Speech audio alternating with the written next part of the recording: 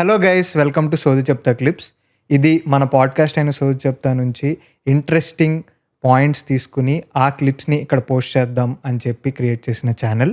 ఇది మన ఛానలే. సో మొత్తం పాడ్కాస్ట్ చూడలేము, కానీ చిన్న చిన్న ఇంట్రెస్టింగ్ క్లిప్స్వి చూడగలము అనుకున్న వాళ్ళు మాత్రం ఈ ఛానల్ని సబ్స్క్రైబ్ చేసుకోండి.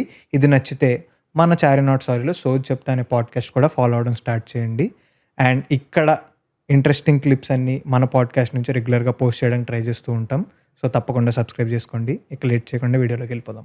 అండ్ అన్న, మీరు ఎక్కువ యాక్ట్ చేయాలని కోరుకుంటున్నాను నేను. బికాజ్ ఎయిర్ దగ్గరికి వద్దాం. ఎయిర్లో లైక్ మీరు చాలా తక్కువ సేపు ఉంటారు సినిమాలో. అవునవును. స్క్రీన్ టైం 10 minutes ఉంటుంది అంతే.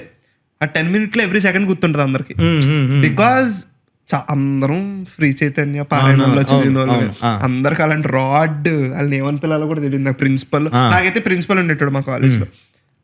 నాకు చాలా మంది ఎయిర్ చూసారా నాకు మామూలుగా అడిగిన తర్వాత, అమ్మో సందీప్ రాజు వచ్చినప్పుడల్లా ట్రామా నాకు అన్నారు. బికాజ్ అది అంత కనెక్ట్ అయింది. మెయిన్లీ ఆ సీన్ అన్న వేర్ మీరు ఫోన్లన్నీ లాక్కుని తీసుకొచ్చి గోడ కేసు కొడతారు, దాని తర్వాత తను చితక్ కొడతారు. అదంతా నేను ఇలా చూసాను. నాకు భయం వేస్తుంది ఏంట్రా. నేను వెళ్ళిపోయింది ఎంటర్కి. అమ్మో మా ప్రిన్సిపల్ అలా కొట్టేవాడు అన్న. సేమ్ పిన్ పాయింట్ వచ్చి ముందు ఎలా అయితే వణుకుతారో స్టూడెంట్స్, కొట్టడం ఎలా కొడతా, కాళ్ళ మీద కొడతాడు. ఫస్ట్ కర్ర తీసుకురమ్మంటాడు. అయ్యో బాబు, డిలీటెడ్ సీన్ ఉంటది, ఆ తర్వాత యూట్యూబ్ లో రిలీజ్ చేశారు. అది కూడా చాలా బాగుంటది. ఏది లారీ డ్రైవర్ థర్డ్ ఎపిసోడ్ ఉంటది.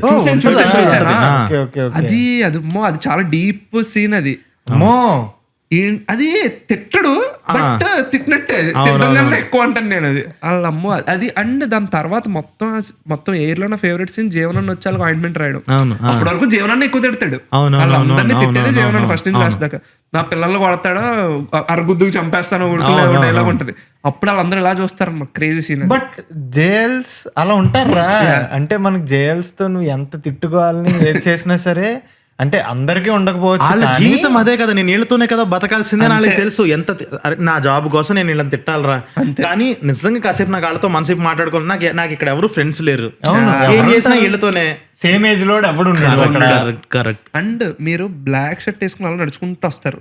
తెలిసిపోయిందా మెయిన్ క్యాంపస్ కి ఫోన్ వెళ్ళిపోయిందా అన్నప్పటి నుంచి స్టూడెంట్స్ ఎంత భయపడతారో పక్కన పెడితే మొత్తం స్టాఫ్ అంతా వణుకుతా ఉంటది.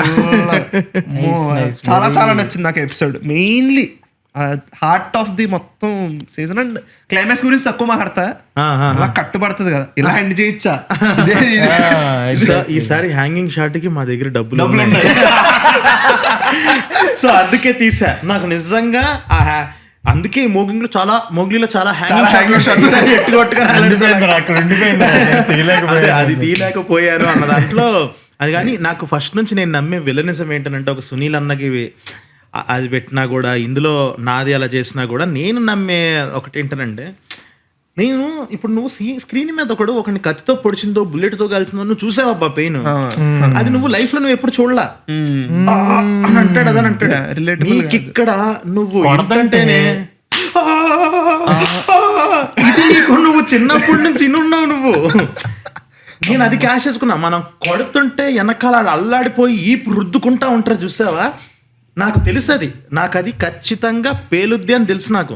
ఎందుకనంటే ప్రతి ఒక్కడు వాడి లైఫ్ లో అట్లీస్ట్ బయట క్లాస్ లో ఎవరినో కొడుతుంటే విన్నది, లేదా ఆడు కొట్టించుకున్నది, సడన్ గా అటు రూమాకి వెళ్తారు అని నాకు తెలుసు అది. సో అందుకే ప్లాన్ చేసుకొని పెట్టింది ఆ ఫోన్లు పాల్గొట్టడం.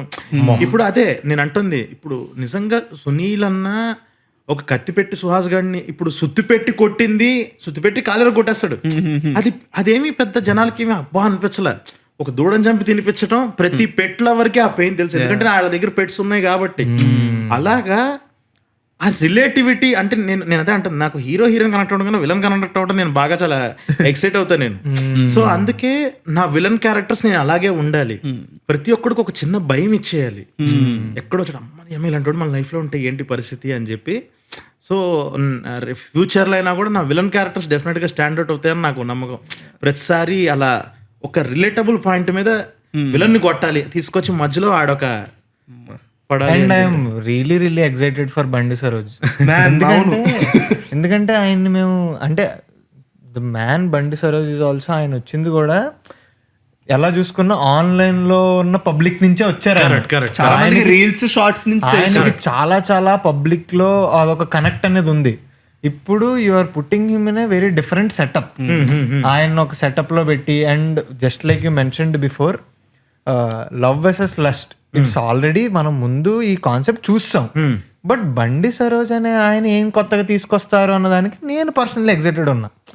అసలు ఏంటి, అసలు ఆయన చేస్తే ఎలా ఉంటది, లేకపోతే just like your saying villain అనే ఇది ఉంది కదా, ఆయనతో ఏం చేయించాడు సందీప్ రాజ్. టీజర్ లో చాలా పవర్ఫుల్ ఉన్నాడు ఆయన. కుర్చీ తిప్పు కూర్చుని షార్ట్ అండ్ హెయిర్ ఎగిరేది బాగుంది. అవన్నీ చూడలేదు కదా ఇప్పుడు వరకు మనం బండి సరోజ్ సెటప్ లో.